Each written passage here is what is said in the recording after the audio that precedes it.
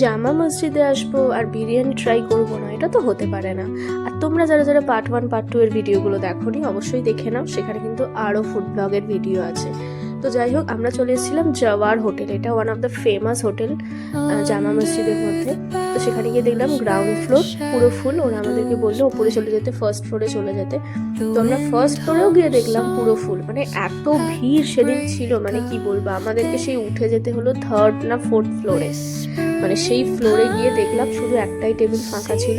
ভাবছিলাম মনে হচ্ছে না আমাদের জন্যই ফাঁকা ছিল। তো সেখানে গিয়ে বসলাম। সেখানে গিয়ে বসে আমরা মাটন বিরিয়ানি আর মাটন নিহারি, ওইখানকার খুব ফেমাস একটা ডিশ, সেটা আমরা অর্ডার করেছিলাম। মাটন বিরিয়ানিটা দারুণ ছিল, আর লখনৌ স্টাইল বিরিয়ানি ছিল, কলকাতা স্টাইল বিরিয়ানি ছিল না। তো পুরো তোমরা দেখলেই বুঝতে পারছো এটা পুরো Lucknow style biryani. Orange rice, আমাদের কলকাতা স্টাইল বিরিয়ানিতে কি হয়, ইয়েলো রাইস থাকে। আর মাটন নিহারিটাও দারুণ ছিল। বেশি ভালো লেগেছে আমার মাটন নিহারি, বিকজ ওখানে মানে মাটন নিহারির মাটনগুলো একদম সফট ছিল, মানে পুরো তুলোর মতন ছিল।